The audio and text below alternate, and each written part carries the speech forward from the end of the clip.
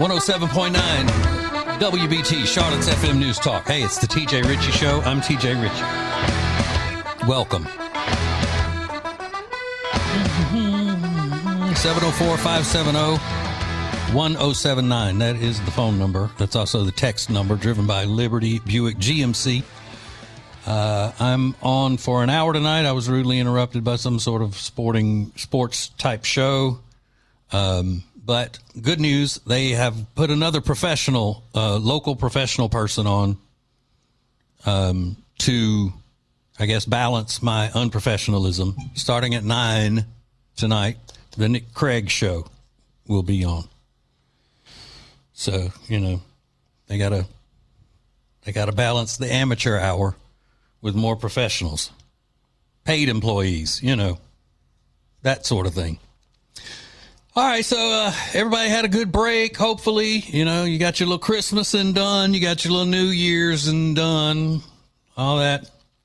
I went to Detroit for New Year's Eve. Why? That's what everybody seems to be asking. Why? Because, I mean, it was on my social media, which is very, very popular. If you want to check out my social medias, TJ_Ritchie on Instagram is the main one that I'm on, but I'm also on all the rest of them. Because I have a friend who likes Detroit. She's not from there, but she likes it there. So we went for New Year's Eve. We went to a Red Wings game. So that makes, during the Christmas season, I went into the big dangerous city of Charlotte for a Pampers game, the Carolina Pampers. And then I went to an even bigger, even more dangerous city for New Year's Eve for a Detroit Red Wings game. I know, I'm living on the edge. I'm living on the edge. That's what I'm doing. Okay, well, everybody's talking about the Venezuela situation with Nicolas Maduro being captured and being indicted in U.S. courts for, I think the official charge is for being a scumbag. Evidently, that breaks international law if you're a scumbag. Now, it's been a while. Let's see, it was on the 3rd. What was that, Saturday that happened? And just want to take you back and how I got the information from the official statement from the White House spokesperson regarding the situation in Venezuela. It's cut 5, Lonnie. Go. Man, President Trump just that dude. President Trump is the only person that I know that will start off the year by kidnapping his enemies. I mean, Trump went there like a thief in the night and snatched up the Venezuelan president like his ass was a damn baby. He snatched that up like a newborn baby, bro. Kidnapped him. This is by far the fastest war I think I've seen in my lifetime.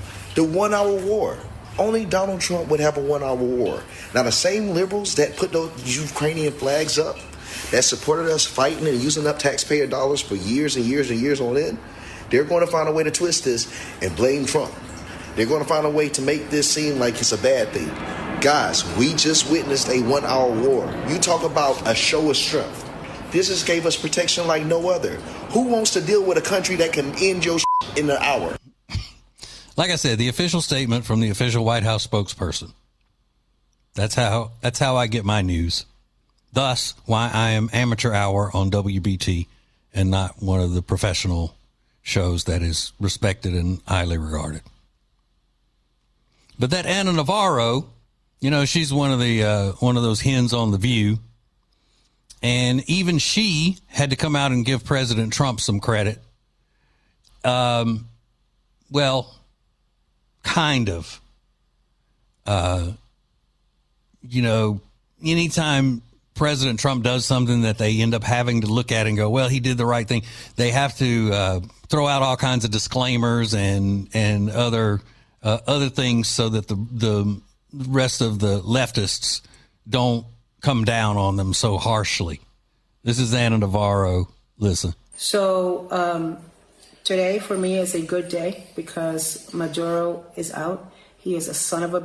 I hope this sends a message to the other sons of in the region You may disagree with the way Trump did it, but it's done. There was no way that it was going to end any other way, because once he started bombing boats, and we've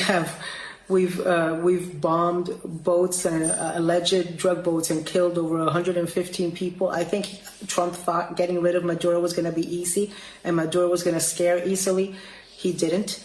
It took him doing this. So yeah, he did it without congressional authorization. This was an act of war, all of these things, but it's now done. I think it doesn't escalate from here, because the objective of this was to get Maduro out, scare easily. Okay. And certainly there's an oil component. Certainly there's a lot. Yeah, so it's an oil component, all of the things. She's happy ultimately, but then she has to throw out he did it without Congress, and then there's an oil component. And the oil component, they always say that war for oil, blood for oil, we're just trying to take their oil and blah, blah, blah. That Kristen Welker tried the same thing on Marco Rubio yesterday, but Secretary Rubio was not having it, and he told her like it is. Cut 3, go. Need to take over the Venezuelan oil industry. Well, we don't need to. First of all, let me go back up. We don't need Venezuela's oil. We have plenty of oil in the United States. What we're not going to allow is for the oil industry in Venezuela to be controlled by adversaries of the United States. You have to understand, why does China need their oil? Why does Russia need their oil? Why does Iran need their oil? They're not even in this continent. This is the Western Hemisphere. This is where we live. And we're not going to allow the Western Hemisphere to be a base of operation for adversaries, competitors, and rivals of the United States. Have specific oil companies? We also want to see that oil and the proceeds from it.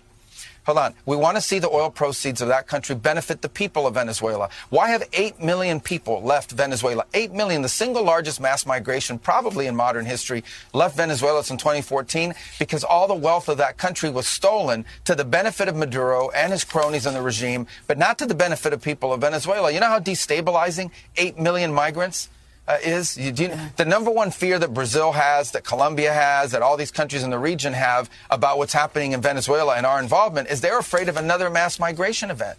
That's what they fear. This is deeply destabilizing stuff. It's not going to continue to happen. They are not going to come from outside of our hemisphere, destabilize our region in our own backyard, and us have to pay the price for it. Not under President Trump. Well said. Secretary Rubio. He was looking rough, too, by the time, all these shows were over that he was on. His little hair was messed up. He's got that hairdo. It's fried, dyed, and laid to the side. He kind of needs a haircut because it's a little poofy over there where it's laid to the side. But still, spitting truth, as the kids say. So I have an opinion about the oil. The leftists always use that as a way to justify protesting against whatever military action that the United States takes. First of all, he didn't have to get Congress's approval to do the one-day strike and take captive Maduro. That's a bunch of crap. And as far as the oil goes, I'll tell you what you need to do with the oil. I'll tell you what should happen with it, how that should be handled. But I'm out of time in this segment, so we will have to do that coming up next. Hang on.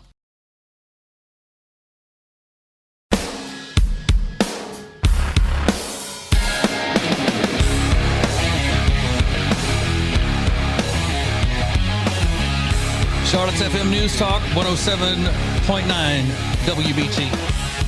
It's the TJ Ritchie Show. I'm TJ Ritchie, the Green-Eyed Patriot. All right. So another thing about the Maduro situation. Now, listen, I'm a cigar fella. And every time somebody says something or I say something about Maduro, it makes me think of a cigar with a Maduro wrapper. Not that has anything to do with anything, but that's just, I can't stay focused on one thing at a time. So I throw that out there to confuse the audience, which is something that every radio professional should learn to do. Okay. But the president of Colombia, now he's jumped out there and he's trying to talk trash. And I thought this was hilarious. He goes out, he makes a speech to his peoples. And he says, quote, If you want to jail me, try and see if you can. If you want to put me in an orange uniform, try it. The Colombian people will take to the streets to defend me. No word from Colombian people yet, if that is true or not. They're like, okay, keep talking. Sure, Gustavo Petro. Yeah, we'll be right here. We'll be right here taking up for you and standing up for you and protecting you from President Trump if he decides to come take you out. Sure. Keep talking. Yeah. We got your back. We got your back and your front. The Colombian people will probably be dancing in the streets just like the Venezuelan people were.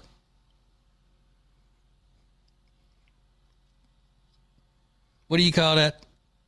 Machismo. That's what he's trying to put forth there. He's got the machismo.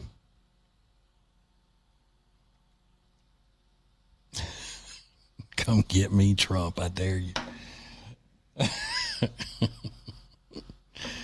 Let's put him, just for saying that, we ought to go take him out. You know, that's what I've always thought.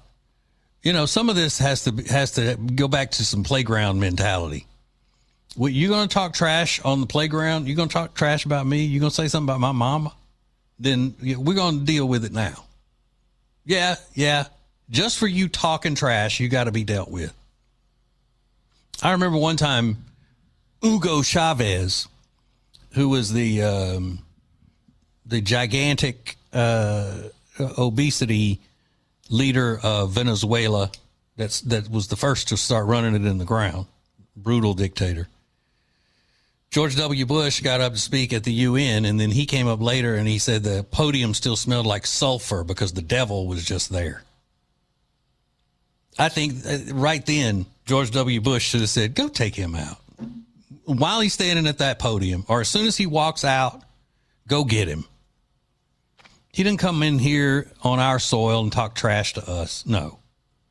So Trump ought to go take out Gustavo Petro, the president of Colombia, right now just for talking trash.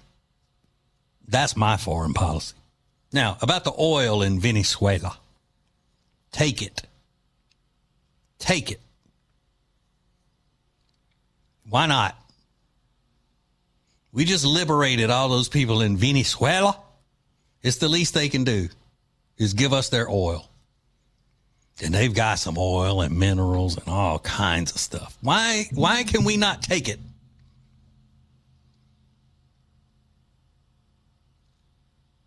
I mean, we would do good things with it.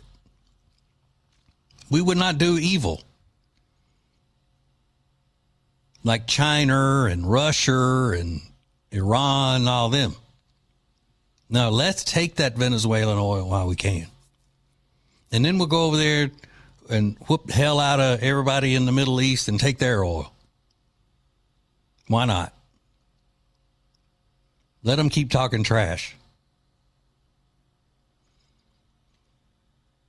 But you see, the leftists in this country are all, they all hate America, and they get that in their heads. Oh, it's just trying to take their oil and take their resources. And yeah, well, because they don't know what to do with it. Every time you put somebody in charge of it over there lately, they just become brutal dictators and hold their whole country hostage. We'll manage that oil for them.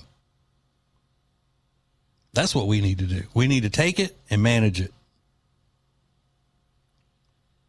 Then Venezuela would be so much better off.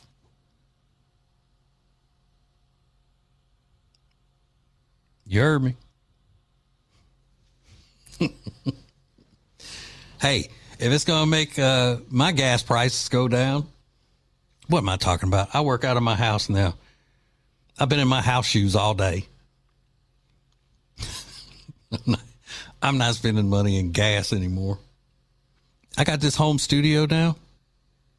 And if I'm not careful, I look up and It'll be 2 days I haven't left the house.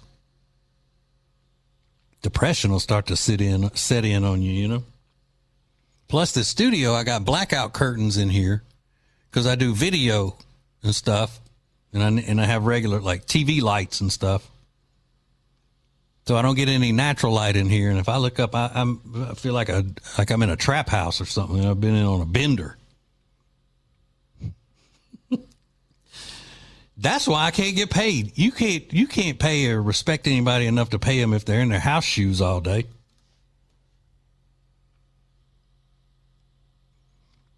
Maybe that's what I need to. I need to look at getting a regular job where I put on shoes and go out into the public.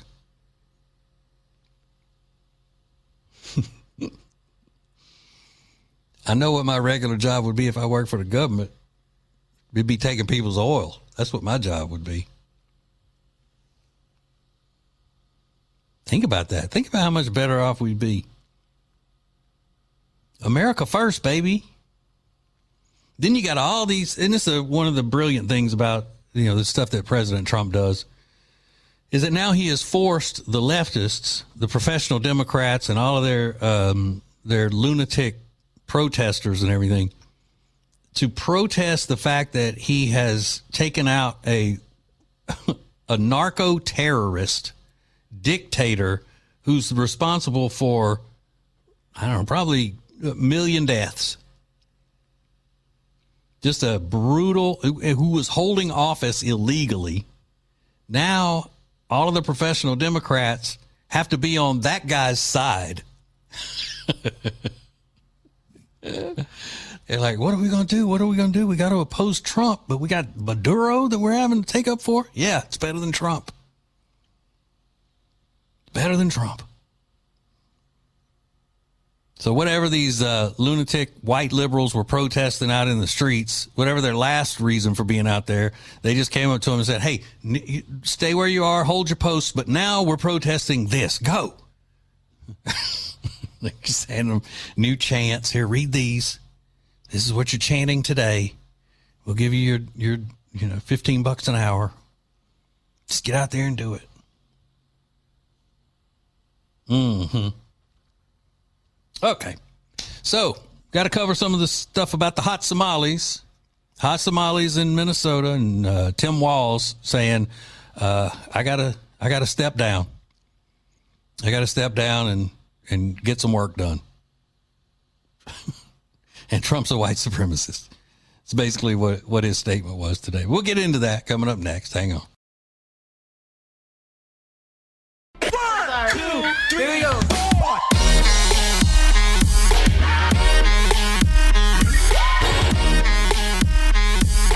That's what I'm talking about. Charlotte's FM News Talk 107.9 WBT. This is the TJ Ritchie Show. I'm the Green-Eyed Patriot, TJ Ritchie.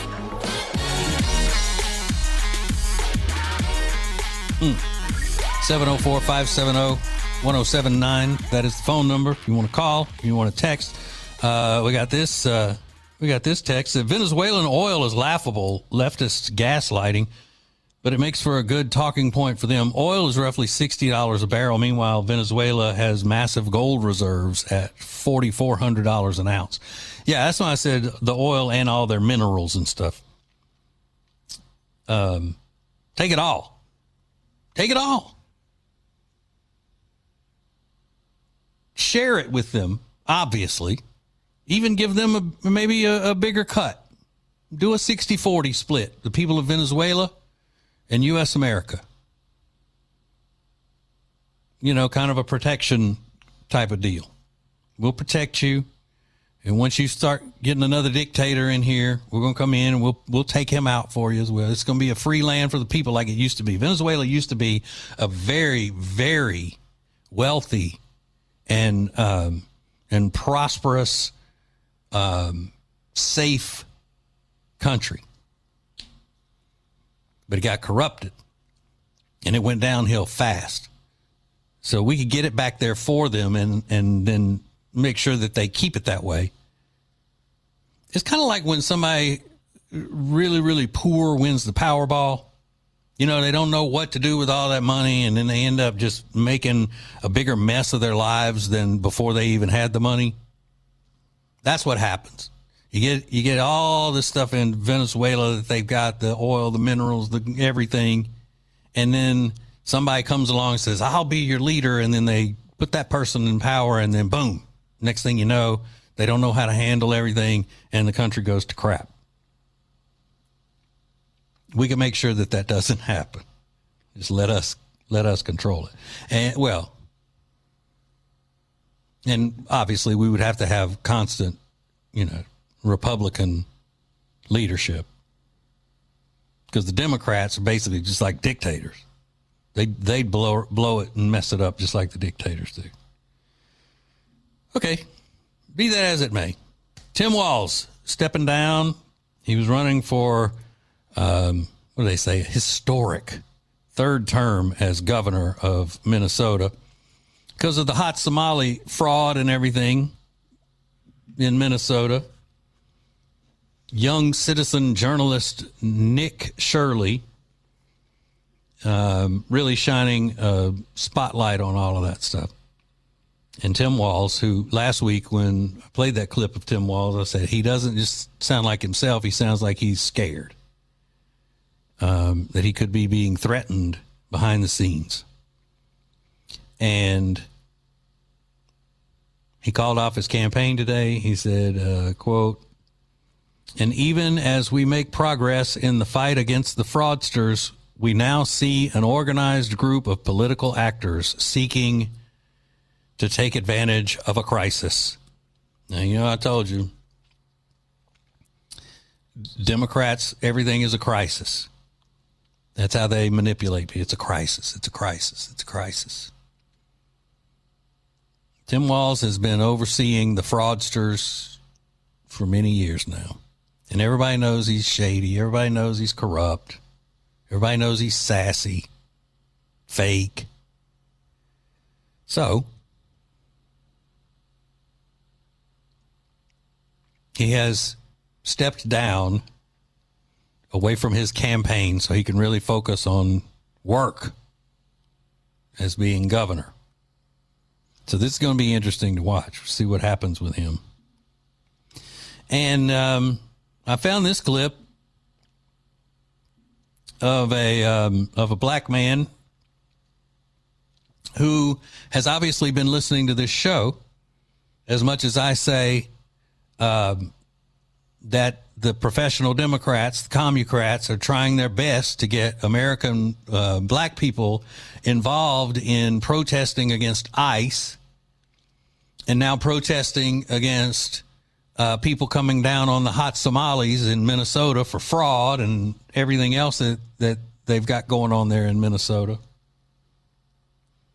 They had this guy who, he said no kids were at this daycare center and they're running this scam and all of this stuff. And, they all of a sudden the daycare center got broken into and stole all their documents and stole everything. Oh, my God, we can't prove that we were actually a daycare center. They stole our documents. What are we supposed to do? Poor us.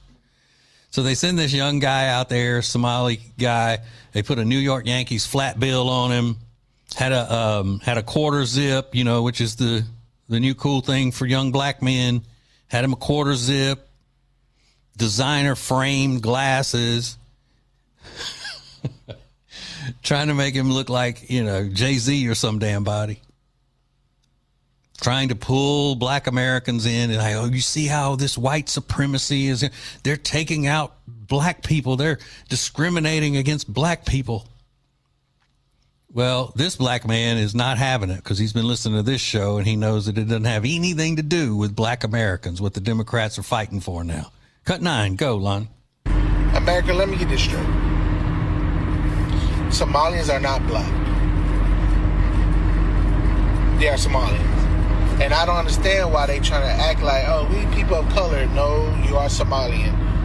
There's no such thing as people of color except black Americans. Kamala Harris is not a person of color. She's Indian. Let's get that straight. And I'm tired of people, I'm tired of these people, every time something happens, they want black people to unite with them. No, bro, we are not uniting with you, bro. No unity, bro. You on your own, bro. Simple. Black Americans only stand up for each other. And that's how it always should be. That's how it always should be.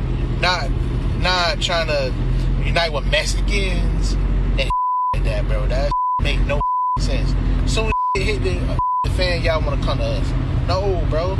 Go to the white apologists, bro. Go to the white liberals, man. Stay with them. They will protest for you, because us black folks are not protesting with y'all.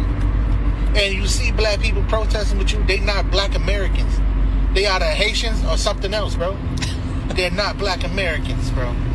And if they are black Americans, they just as dumb as the white liberals. Alright, so, again, Somalians are not black.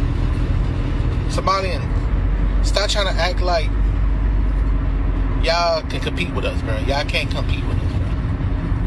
Alright? Y'all can't.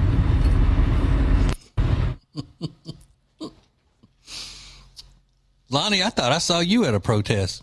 Did I? You funny. You funny. In New York, right? Or was it in Minneapolis? I was like, hey, look, there's Lonnie. What's he doing out there? Nah, They must have got to him. That's what I said. They must have got to him. Nah, man, not me. I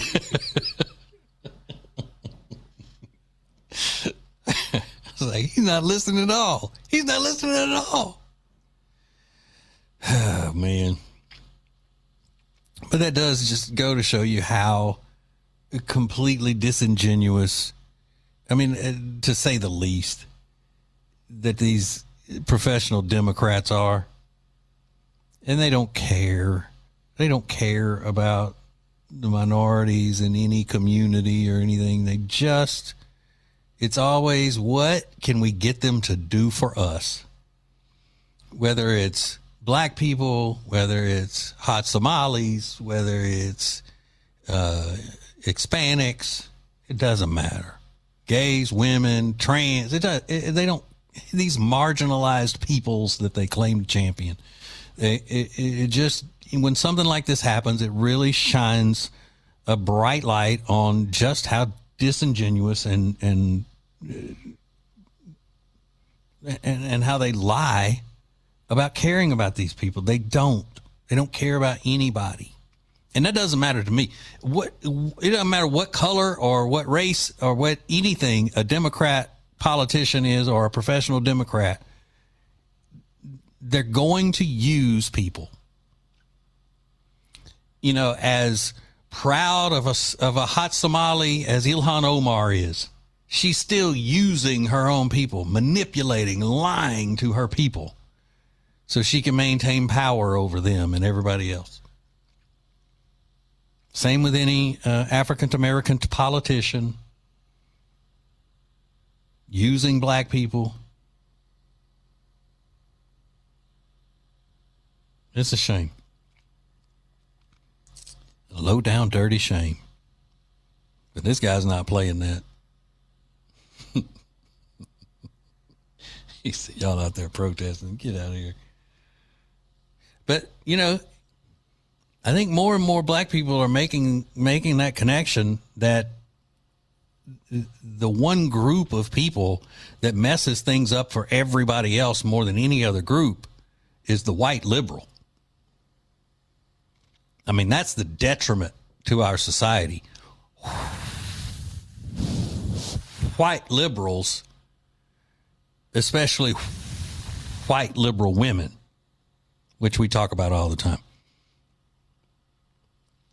Yeah, so more and more black people are starting to wake up to that, and I think that is fantastic. It's awesome. Now,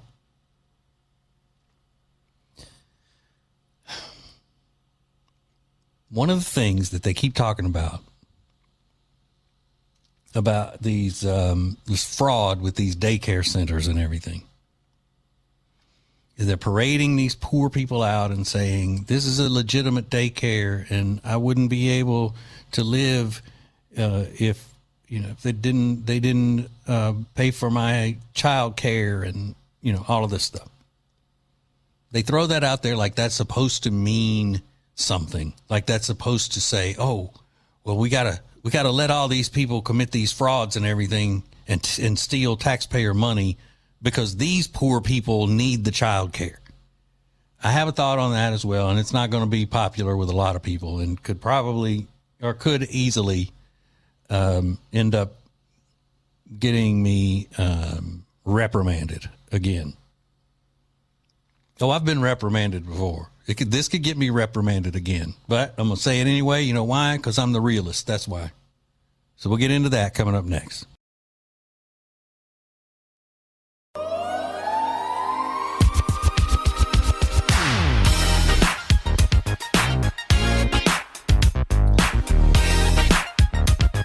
Charlotte's FM News Talk 107.9 WBT. It's the TJ Ritchie Show. I'm TJ Ritchie, your host. TJ the Realist Ritchie, bringing it in your face. Unapologetic conservatism. 704-570-1079. That is the phone number. And just in case you want to call or text. So here's the thing. In the messaging from the left in regards to all of the fraud that has gone on in Minnesota with the Somali community pretending to have these child care centers and not really having child care centers and just taking in money from the government from these handouts. They send people out and say, oh, I wouldn't be able to afford anything. I wouldn't be able to live if I didn't have these child care centers to take care of my children, to these daycares for my children, and da-da-da-da-da. All right. I don't care whether you're a hot Somali or whether you are as American as apple pie. Why should anybody else be responsible for paying for your child care? You see, that's how far into the welfare state, the handout state that we have gotten in U.S. America. That's just a thing. You know, oh, well, we have these people who can't afford daycare for their children. They can't afford child care while they're working or whatever. So, yeah, we need to pay for that. Who? Who needs to pay for that? Why? I get it. People are poor. All right. But people were poor and had kids and didn't take money from other people, you know, through the force of the government to pay for their children to be taken care of during the day. That happened for years and generations. That happened. Now all of a sudden, even people on the right are like, well, you know, they're poor, and it was okay. Well, I feel sorry for them. But there are programs for that. There are churches, there are charities, there, you know, private charities, that sort of thing. Not government coming and putting a gun in the face of somebody who works for their money and saying, hey, you give me that money so I can give it to these other people for their daycare. That's how it works. The government, through force, takes money from people who earn it and gives it to people who don't. Whether it's for their daycare or whether it's for, you know, the whole big debate that we had a few months ago. Whether it's for daycare or whether it's for Funyuns by the case. It's not anybody else. It shouldn't be anybody else's responsibility to pay for your child care or your Funyuns.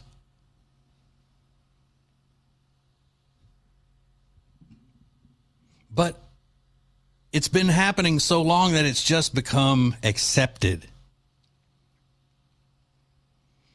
Now, should there be government programs for people who have fallen on hard times that are temporary? Yes. Okay. But this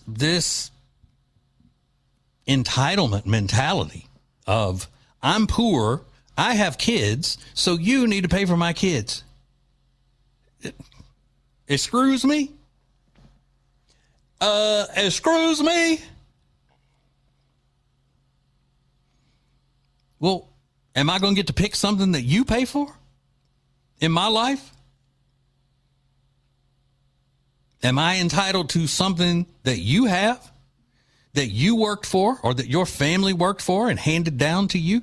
Am I going to be able to lay claim to some of that property because you're laying claim to my earnings to pay for your daycare? I don't think so. So it all gets tangled up when we start talking about these other issues. You know, oh, it's these Somalians that are running these frauds, these perpetrating these frauds on and saying they've got child care services that they don't have, and they're taking the money, and that's the money that should be going to other Americans' poor children's daycare and whatever. No. It shouldn't be going to anybody's daycare for more than just a small temporary amount of time till the parents get on their feet. It is not any other citizen's responsibility in U.S. America to pay for your children to be taken care of. It's not. And, the phrase, the greater good, is not part of a capitalist system. It's not part of a free enterprise liberty system. It takes a village is a communist ideal. So don't ever say that to somebody. It takes a village. No, it doesn't. Who wrote the book called It Takes a Village to Raise a Child? Hillary Clinton. Well, she claimed to have written it. She probably paid somebody else to write it. But either way, it was a big pile of communist propaganda. Don't say greater good either. It's for the greater good. What does that even mean? That's like saying when you're on a diet, you make better bad choices. So I only ate one of the Reese cups. It's a better bad choice. Well, yeah, still a bad choice.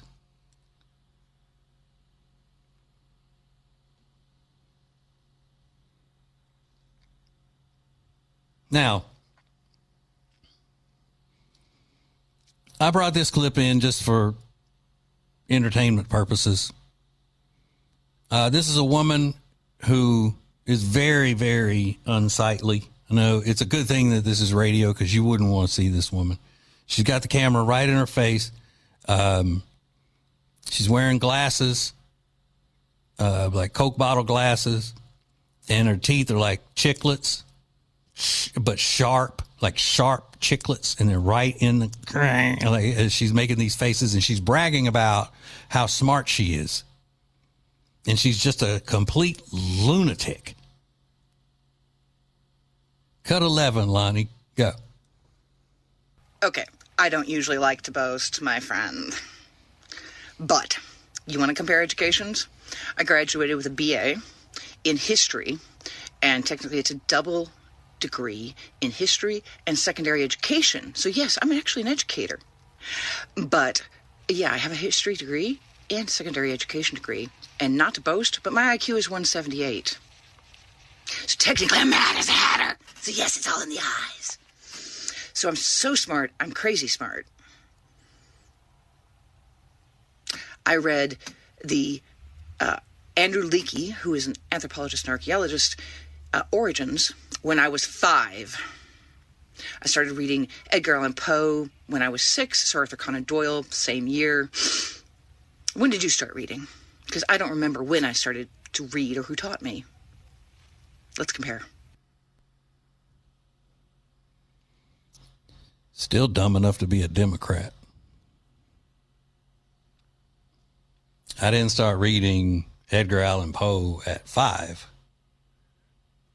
but I'm not dumb enough to be a Democrat.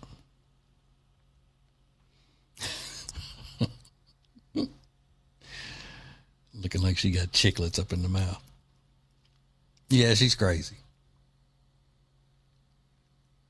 She looks like she doesn't have two nickels to rub together. But this is the way the liberal mindset works, and especially liberal white women. The more formal education you have, the smarter you are. That's what they think. They think they're more intelligent. All these people at these universities, and they think they're more intelligent. You know, the college-educated liberal white woman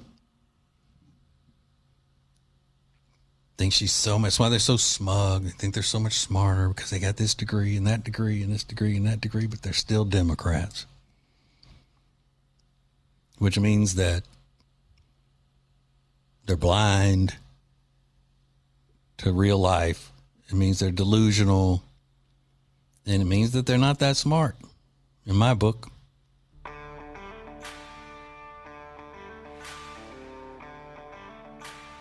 Even,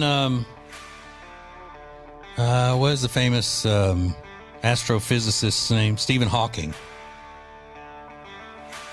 He said a bunch of liberal things. He believed in a bunch of liberal things. So he's supposed to be the smartest person on earth. Still dumb enough to be a Democrat. Remember, if you're a Democrat in 2025, you are either naive and gullible, or you're corrupt, crooked, and a liar. No other reason that you would be a Democrat. Those are words of a rare intellect. So, thought you might enjoy that. Chicklet teeth telling you how smart she is. All right, the Nick Craig Show is coming up next for your enjoyment. God loves you and ain't nothing you can do about it. I'll see you tomorrow.